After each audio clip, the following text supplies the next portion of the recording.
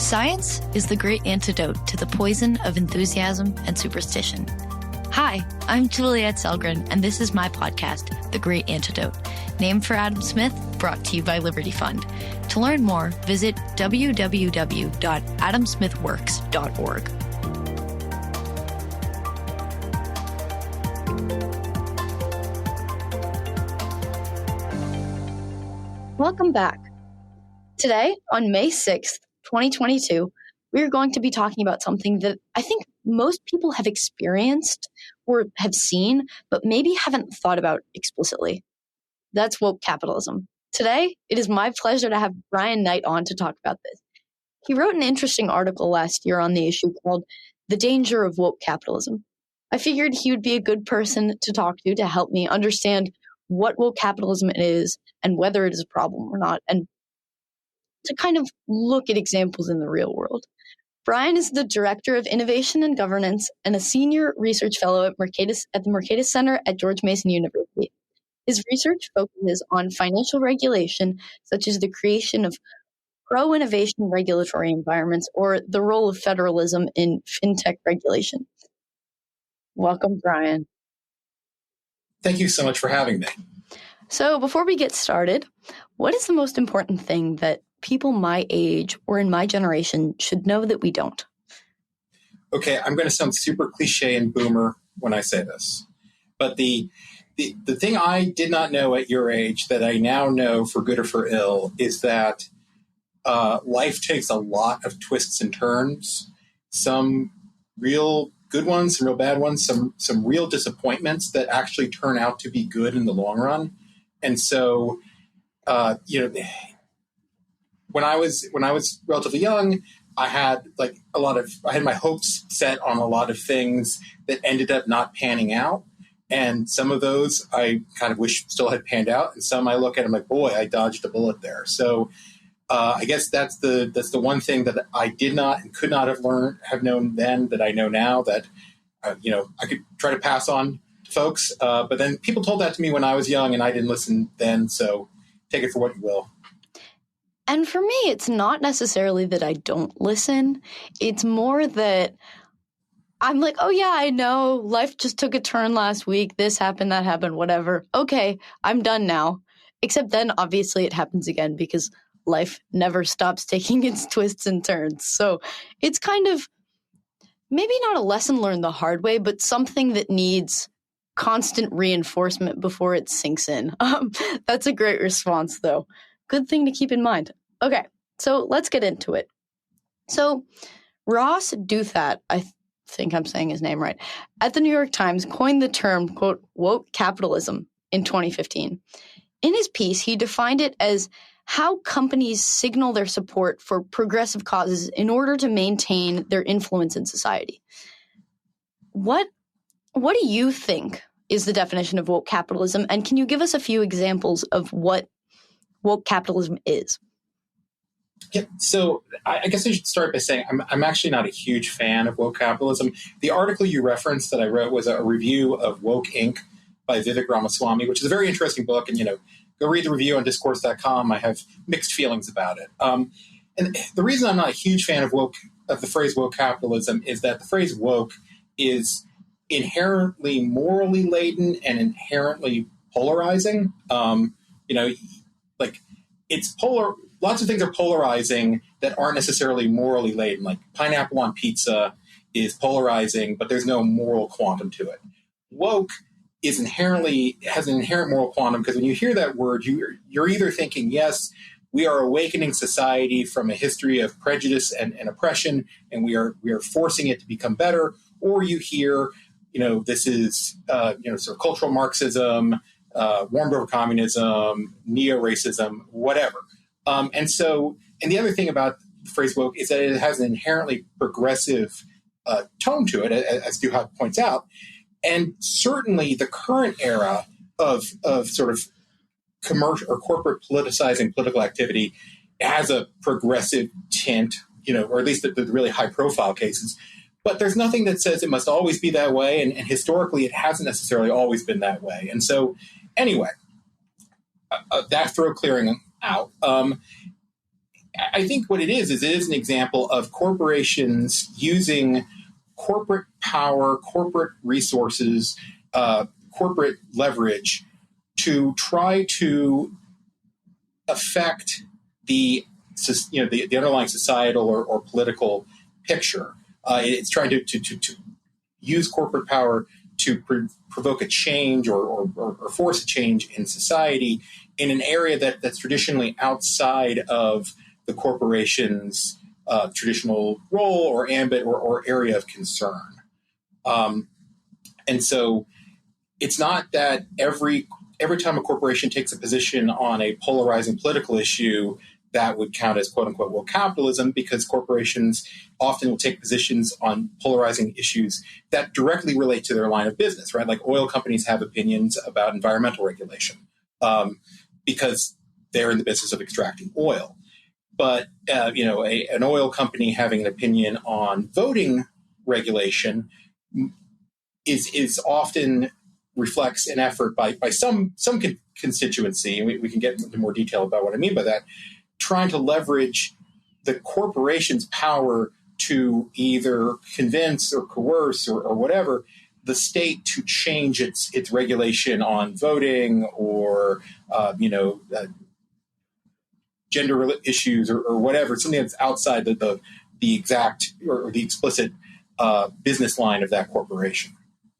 That's a good distinction. I'm going to give you a few examples of things I've heard recently been referred to as woke capitalism, and I want you to tell me whether you agree. So I'm going to give 3. Twitter banning Trump from its platform.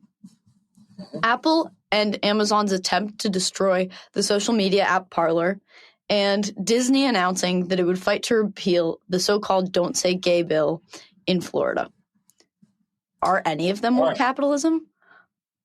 Well, so with a very strong caveat that there's information out there that I'm not privy to, I think you could make a pretty strong case for example 1 and example 3, the Twitter one and the Disney one, and I think that the jury is very much still out on number 2, because there are plausible arguments to be made that Amazon and Google reacting to Parler, I don't know this to be sure. I have heard this, and it is plausible, but not necessarily true. But it's a plausible argument that the issue is that Parler did not have sufficient internal sort of cybersecurity or whatever other policies in place to allow Amazon to feel comfortable to scale them at the rate they needed to scale.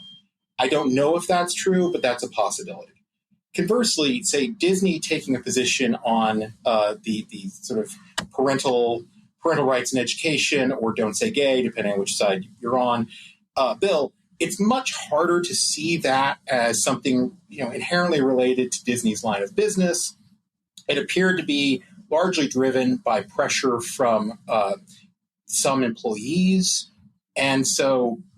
What it was the Disney CEO not speaking in their individual capacity, but representing Disney and making statements about how Disney would use its resources in the future to affect the political environment in Florida and other states in an area that doesn't directly relate to Disney's line of business. It isn't, we really want it to be easier to make theme parks, or we want more subsidies for filming in certain locations or whatever. It's something to the side of Disney's core line of business. Twitter is kind of an iffy one, and I don't know. I know that the FEC did an investigation of that. I haven't had a chance to read it yet, but if I recall the news coverage, they found that it was done for a business purpose. But just because something's done for a business purpose, at least superficially, I would argue, doesn't take it out of the sort of corporate polarizing political activity, vein necessarily, because one of the phenomena that's at stake, and we see it at Disney, and we arguably see it with Twitter, is that other constituencies of the corporation will try to leverage the corporation's power by changing corporate management's incentives. And I threw out a lot of jargon there. if I could take a minute, I guess I'll just try to explain what I mean go by ahead. that. Yeah, so picture simplified model. Picture a corporation like a machine, and you have the management in the cockpit of the machine. You have employees sort of running the bits and pieces of the machine. You have investors fueling the machine, and you have customers, hiring out the machine. The management in the cockpit can make choices on their own motion because they think something is good or bad or right or wrong, and they are under legal obligations as to how they do that. But there's also very frequently a lot of discretion and a lot of legal defense available to them for making choices. But so the management themselves might say, we think this is good or bad. We think this law is bad, and there's this there'd be a temptation on their part to use the corporate machine to discourage the law from being passed or to fight against it. And that presents an agent principle problem potentially, because the management actually owes a responsibility to the shareholders to maximize profit rather than use the corporate assets for what they want. But the managers are also have to keep the employees relatively happy, because if the employees stop working, the machine breaks down. They have to keep customers happy, and some customers might be more important to them than others. They have to keep the shareholders happy. And in the United States, when I say shareholders, very frequently what I actually mean for these purposes are asset managers who nominally hold shares on behalf of a whole bunch of individuals in retirement accounts, or if you invest in like a Vanguard index fund or something like that. It's actually Vanguard who technically owns the shares of those companies on your behalf, but they're the ones who vote the shares. And so that adds another layer of potential agent principle problem. All of which is to say, you can imagine a scenario, have been scenarios where the manager says, okay, we're going to take this polarizing political stance, not because we ourselves necessarily feel this way, but because if we don't, some constituency that we need to placate to function is going to get mad at us and make our lives hard or put economic pressure on us or something like that. And so even if there's a superficial business reason, that doesn't mean that underlying that is a political reason. So a company fires an employee after a Twitter mob demands that this person be fired. Where does that fit into it versus, say, a company like Hobby Lobby, which, I didn't really know what it was, but I'm also kind of young, but maybe that's just me living under a rock, whose business structure is tied to religious beliefs. They don't open on Sunday. Their insurance plan doesn't include birth control, that sort of thing. Kind of like Chick-fil-A is what I thought of when I was reading about it, because that's what I know about. How is firing someone because of a Twitter mob, how does that differ from, say, Hobby Lobby or Chick-fil-A firing workers because they're gay or something like that? Well, so I guess the short answer is I'm not aware of Hobby Lobby or Chick-fil-A firing anyone because they're gay, and very frequently doing that would be illegal under state anti-discrimination law. Mm-hmm. But let's take the Twitter mob scenario. It really kind of depends on like what was motivating the Twitter mob, right? Like, what did the employee say? If the employee got on Twitter and dropped a bunch of slurs, and customers were like, "Hey, I don't want to shop with you because you hire a bigot," that's one thing, and we can debate whether or not that's good or appropriate and whatnot. But there, the corporation is looking at it and being like, "Wow, that really hurts our reputation for no necessarily defensible reason." But let's imagine an alternative scenario where, okay, employee works at Hobby Lobby's alternate universe twin, but after they clock out, they go to the school board meeting and they argue for allowing transsexual students to compete in sports of their identified gender rather than what's on their birth certificate.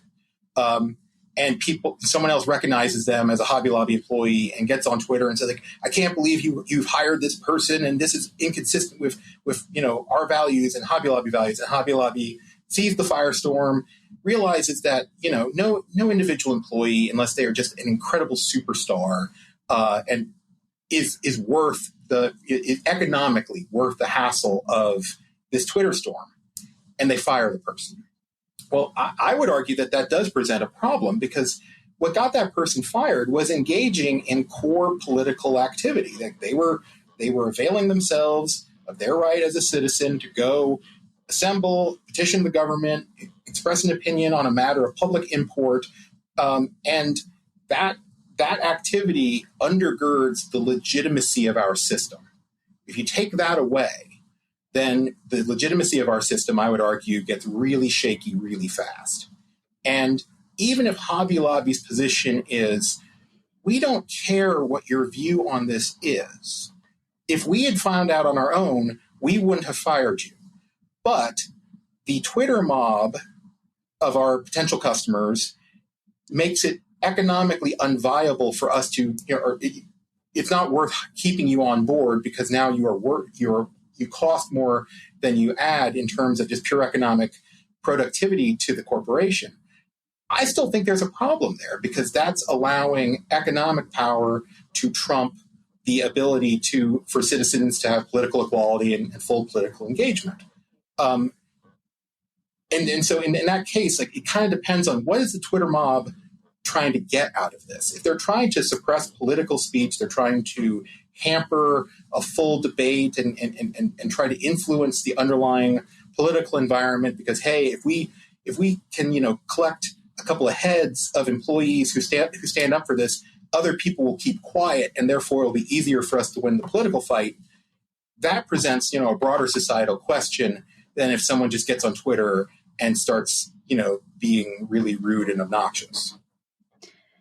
In your article, you note that we need a taxonomy for this term. Do you have one? I mean, I think these examples kind of showcase it a little bit, but bare bones.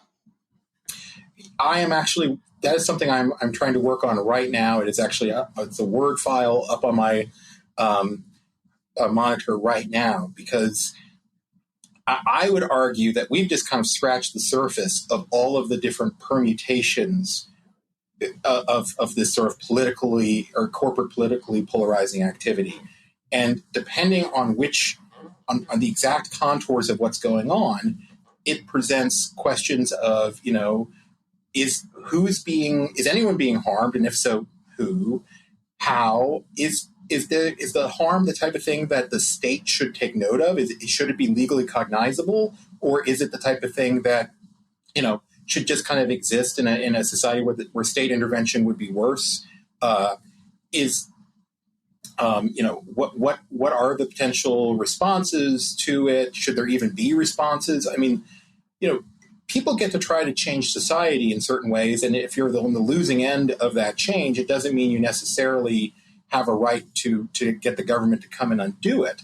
Conversely, there have been I would argue there have been some assumptions about sort of corporate action and all that don't necessarily still hold up in the modern environment, or at least trying to sort of look at kind of where we are and where we seem to be going in terms of effort to utilize corporate power to de facto drive political outcomes. And I mean, in my lifetime, I would say, from what I'm aware of, it seems so much more prominent now than maybe before COVID, I think would be a relatively okay marker. I mean, I'm sure it was prominent in my life before then, but that's when I kind of became more aware of it. But the discussion and the debate about woke capitalism isn't even that new. It seems like an extension of the debate that Milton Friedman was having, that his claim that business's responsibility is to maximize profit, and that those who argue that corporations should be promoting desirable social goals are I don't know, that's like not, what do you think? Well, so I mean, if I recall correctly, the Milton Friedman quote sounded like, maximizing profit within the rules of the game.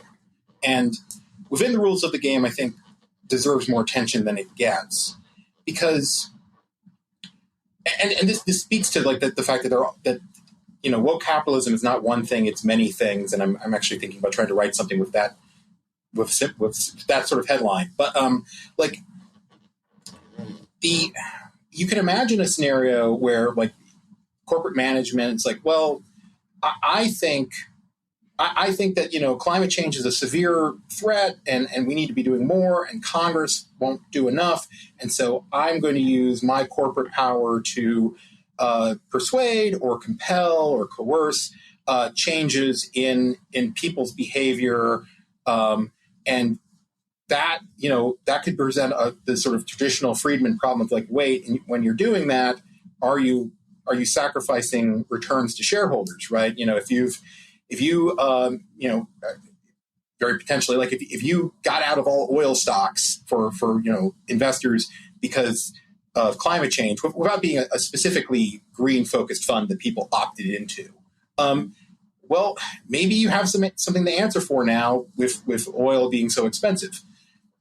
That's one example. But going back to the sort of the alternate universe Hobby Lobby example, if you're Hobby Lobby's management, you can say, no, look, this is the profit maximizing choice to fire this person, because if we, their marginal productivity is less than the loss that we're going to have if we retain this person, because we're going to alienate a bunch of customers. And so actually the profit maximizing move is to fire the person.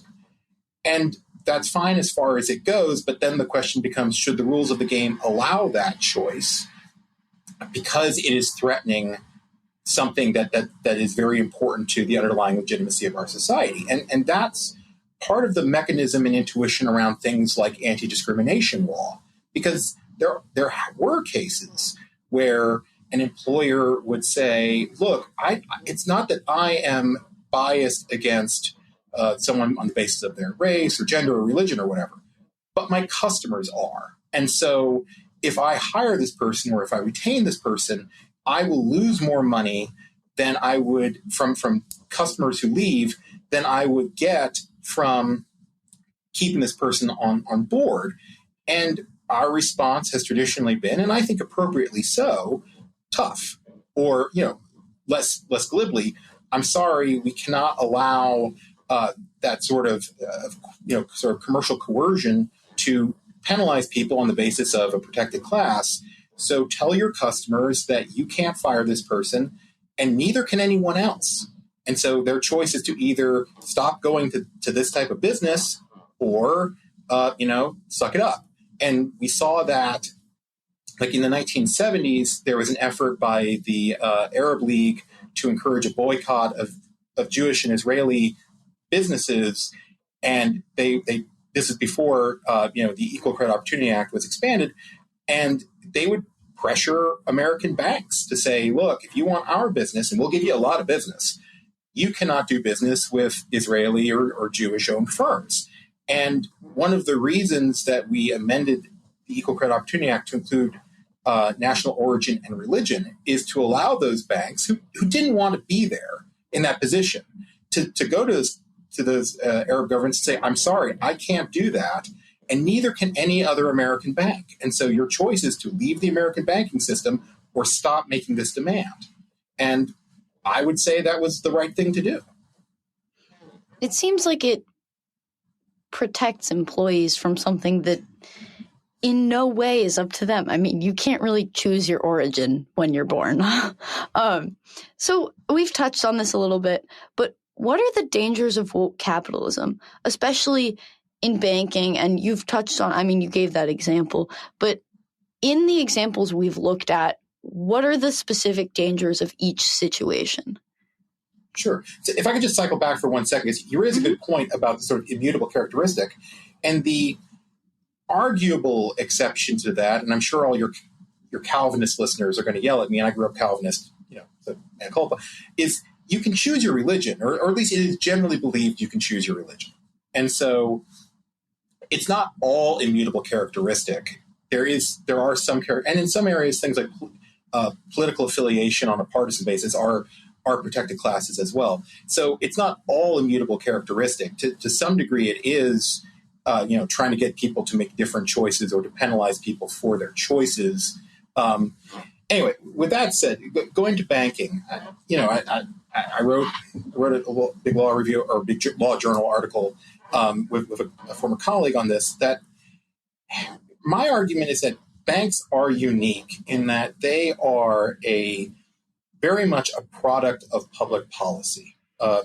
There is no such thing in the modern world, at least in modern America, as a truly free market. But there are markets that get closer and markets that get further away.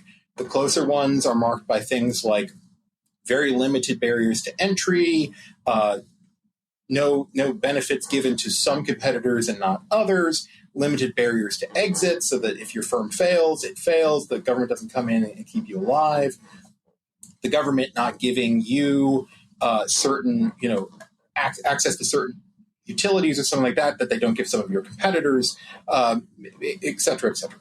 Everything I've just described, banking has all of those things. There are very high government-imposed discretionary barriers to entry. The government gets to choose whether or not to give you a banking charter or FDIC insurance. It isn't something that's granted as a matter of right, like a business license.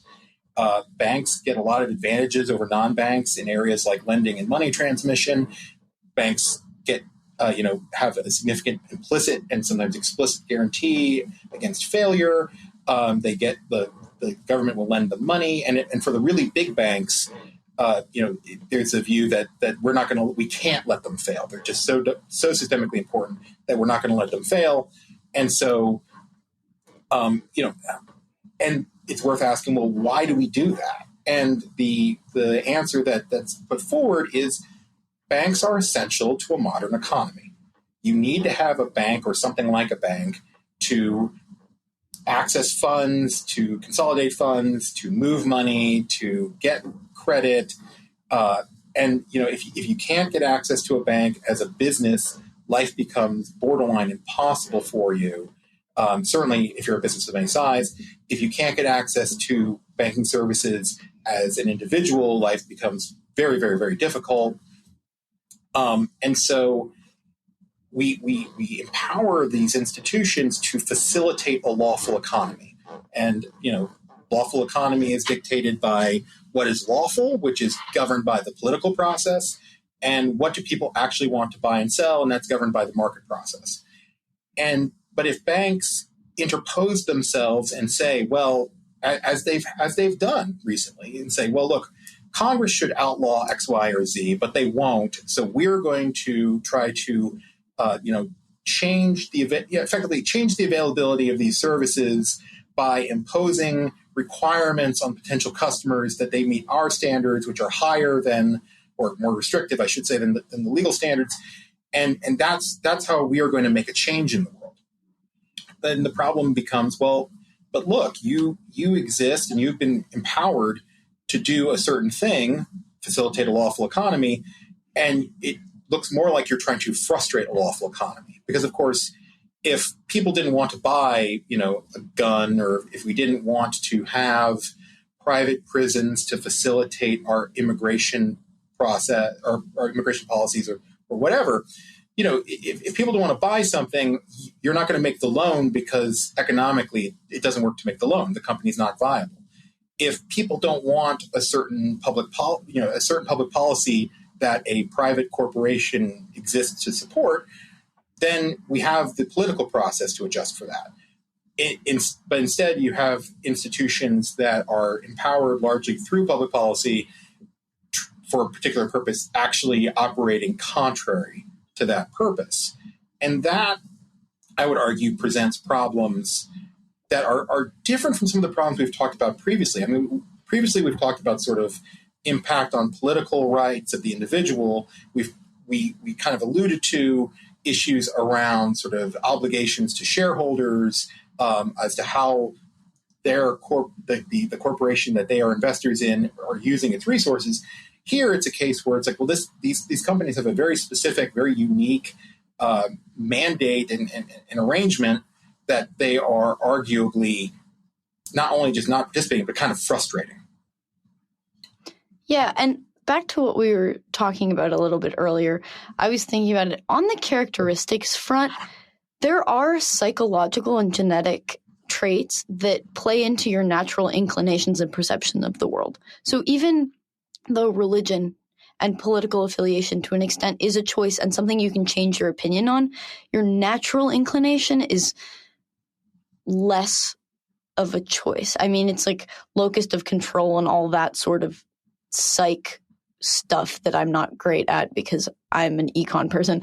But it's just hard because I think technology in a lot of cases has kind of, I don't know if it's crossed a boundary it shouldn't have crossed, but it crossed a line that used to exist between your personal life, your political life as an employee, as someone, as a part of a greater whole, as a company, and the company and the function that it plays in terms of providing a good or a service. So I don't know. That's what I was thinking about. But banks, in that same way, I mean, you're right.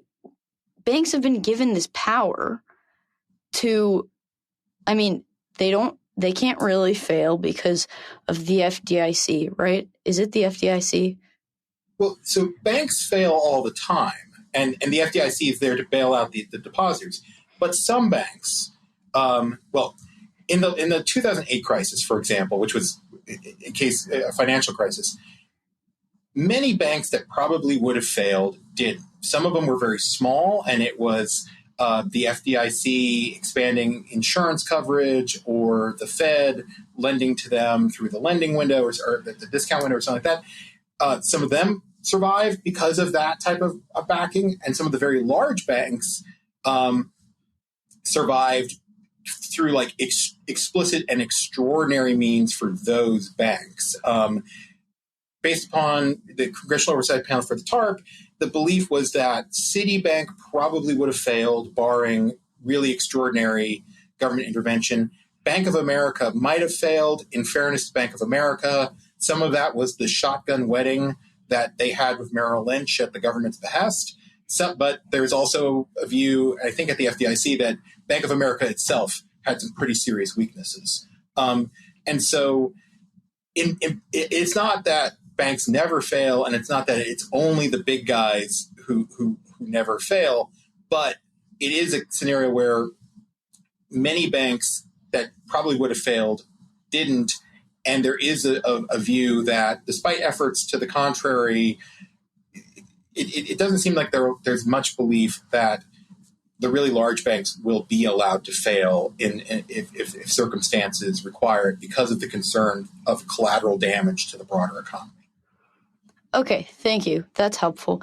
Well, so then I think, I mean, to me, what it seems like is that the issue with banks is that they're kind of given this sort of aid and or safety net, regardless of whether they deserve it or not.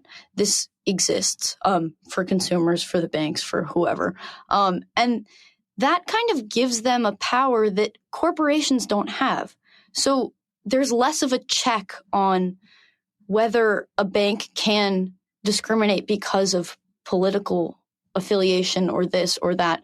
Whereas, I mean, there's that quote I think it was Michael Jordan in the NBA who said, going woke is going broke. Republicans buy shoes too. So that's why he's not involved in politics. And I think a lot of the stuff we kind of forget, and I don't know, and I mean, maybe it's consumers and us who were thinking about this and we're forgetting, but maybe it's companies that are forgetting this when they're participating in woke capitalism for virtue signaling, for true belief, for whatever. They kind of forget that not everyone is so woke. And even people who are woke can have issue with woke capitalism because they think it's virtue signaling. I mean, my friends, so Starbucks does commercial compostability. But if I, as an individual, were to try to attempt to compost a Starbucks cup on my own, I couldn't do it. It requires some sort of special methods and something. And my friends are like, that's virtue signaling. They're not green enough. They're just like trying to profit off of the fact that they are green, except they're not really. So it's kind of interesting because I think a lot of people see this problem. So to what extent does virtue signaling play into this? And is that, I don't know, does that make a significant difference in why a company is doing what it does? I mean, I suspect virtue signaling, broadly defined, plays a large role in this. But the question is, like, why? Who are you virtue signaling to? If you're corporate management, you're either virtue signaling on your own motion because you think something is good, and you know, boy, I'm in this privileged position as the head of a company to make this change, and I think it's good, and you know, maybe my friends will like me, will hold me in higher esteem. Or you might be signaling to, if this is customer driven, if it is customer driven, you might be signaling to your customers that, like, hey, we get it. We share an affinity with you on what the world should look like. You know, and customers are, at least there's evidence that customers are more and more sort of political, small p political in who they choose to do business with. If you're signaling to your employees, right? If you're facing a lot of employee pressure to do something, and you're signaling like, okay, we get it, we agree with you, go back to work, please. Then that's the signal you're trying to placate. It could be the media, it could be your shareholders or the asset managers that are likely, you know, controlling a lot of the shares in your company, and you say, okay, we get it, we see where you're coming from, and we support you, and we'll do, you know, we'll run the business consistent with what you would like to see, you know, small p politically. So, you know, to some degree, there's some signaling in all cases. Now, in some cases, like the allegations of greenwashing, it's more you know, smoke and mirrors than reality, right? You're like, oh, well, we can technically say that we are you know, 100% recycled materials, but if anyone actually cracks open the lid and looks at it, it's actually not efficient or good for the environment or whatever. Sometimes for the corporation doing it, it may just be trying to placate a constituency through signaling, but it has real effects. Like some group is hurt or benefited in a real way by this, and that's what the constituency that's being placated wants to see, is like, hey, we want to make a change in the world. We have leverage over you as a corporate institution. You, in turn, have some sort of power, and we're gonna use our leverage to get you to use that power to further our vision. And so, you know, and that can, as discussed earlier, like that can take a bunch of different forms, ranging from, you know, fairly benign or you know, if you're not into it, it's, you know, mildly annoying, to, you know, potentially really pernicious, and everywhere in between. Do you think that we could restrain woke capitalism through policy, and should we? I mean, my natural inclination is to think that I would rather defer to companies and consumers than rely on the government for multiple reasons, because I trust myself more than I trust anyone else, and I assume most people do. And also just that I just can't see how it doesn't backfire. But I could be wrong. I think the answer to that question really depends on what exactly you're talking about. Because, like I said, I mean, woke capitalism can range from the mildly positive / annoying, depending on which side of any given issue you fall down on, to potentially really pernicious. You know, let's take the Disney example, where they said we oppose this law, and we're going to use, you know, there was sort of an open-ended but vague commitment to, you know, work to get it repealed or to oppose similar laws in other states. Well, who is hurt by that? People who like the law might be annoyed. They might be ticked off. They may feel like that's inappropriate. Disney shareholders, and by that I mean like the underlying individuals who pony up the money, not necessarily the asset managers, they might be annoyed either from a Milton Friedman traditionalist perspective of like, why are you alienating a big chunk of our customer base, Disney, that's going to hurt returns in the long run, or from a more stakeholder capital view of, well, I, as the person putting up the money for Disney, do not want the Disney's power to be used to further a vision of the world that I do not like.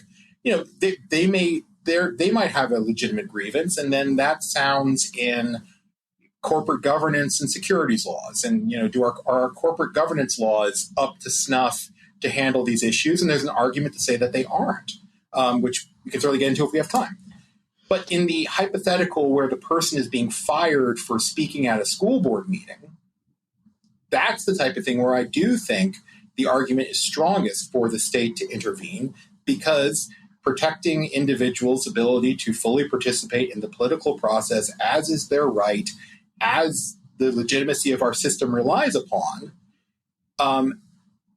does matter. And I think that that's where you kind of have the strongest argument for intervention. And also, the action of that individual has no bearing on their ability to do their job function, right? They can be a cashier at Hobby Lobby just as well as anybody else, provided they're willing to, serve everybody and be polite about it.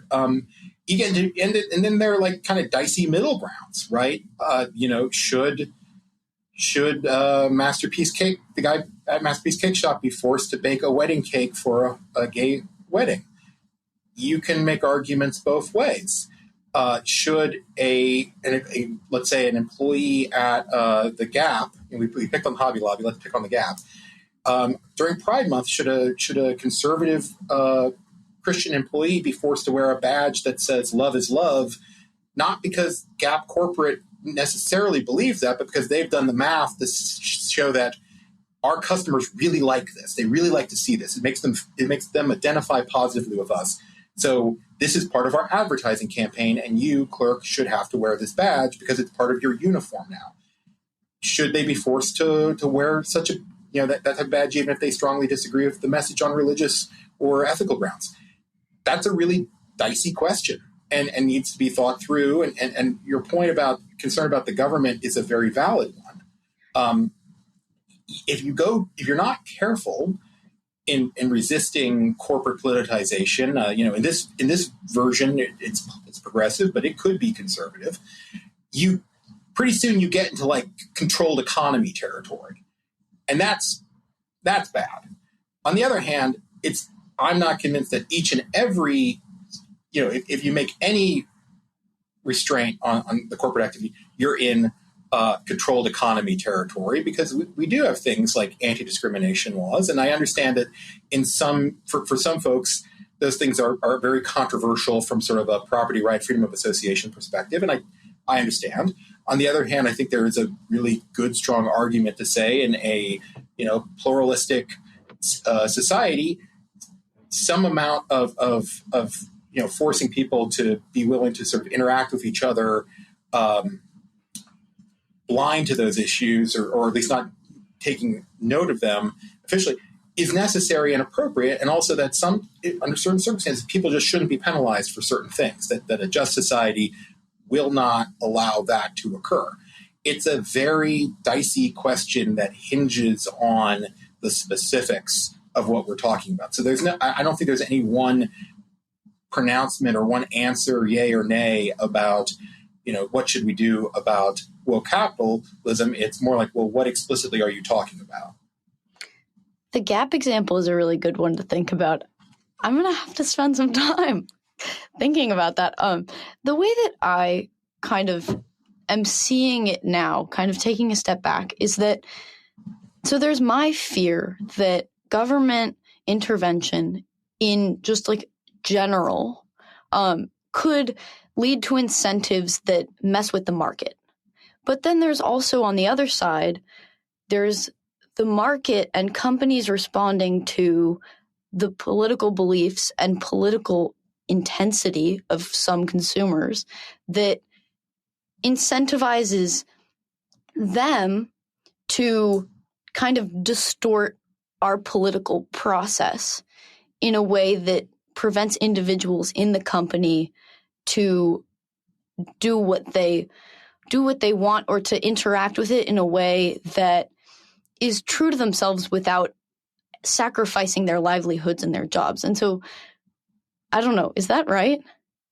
No, I think that's exactly right. I mean, when we think about this as people who care about individual liberty and who care about economic liberty and all these important things, I would argue, and mind you, I'm probably on the more aggressive side of the spectrum on this, that the risk you run under certain circumstances for some of this, not necessarily all of it, but for some of it, is a world where the people with more economic power, be it the asset manager or the sort of most dominant group of customers or whomever, end up using that economic power to coerce or convince corporations or just incentivize corporations, let's say that, to then use that power to suppress political activity.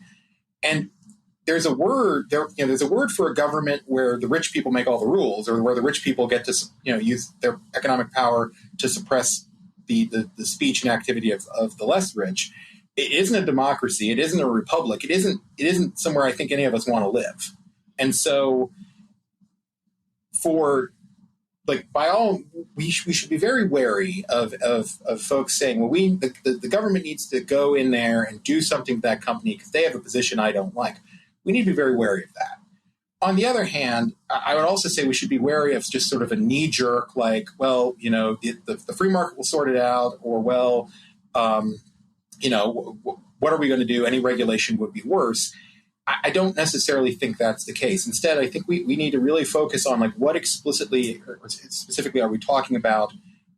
What is the harm? Who's being harmed? Should this harm does this harm require, or should this harm receive a government response? And what's the minimally invasive response to mitigate the harm? And that is going to be a very complex question under any given circumstance, but it's the question I think we need to face up to. I wish we had more time to talk. Thank you so much for coming on the podcast. Before we go, I have one last question. What is one thing you believed at one time in your life that you later changed your position on, and why? Well, perhaps ironically, given our conversation today, I shouted it. I used to be way more confident in the market's ability to solve almost everything. I think markets are incredibly powerful and incredibly valuable, and on balance, incredibly beneficial things. And I would not want to go to a world without them. And I think that they do amazing things. I do not think, however, that all of life's questions should be susceptible or are susceptible to necessarily a market solution. And that at some level, way less than we probably have in our current society overall, but at some level, you do need to, you are going to need other factors, ethics, law, justice, religion, all of these other sort of non-market activities and vehicles to create a just society. And so, or I guess put differently and glibly, the market was made for man. Man wasn't made for the market. Once again, I'd like to thank my guest for their time and insight, and I'd like to thank you for listening to the Great Antidote podcast. The Great Antidote is sound engineered by Rich Goyette. If you have any questions, any guests or topic recommendations, please feel free to reach out to me at thegreatantidote@gmail.com. Thank you.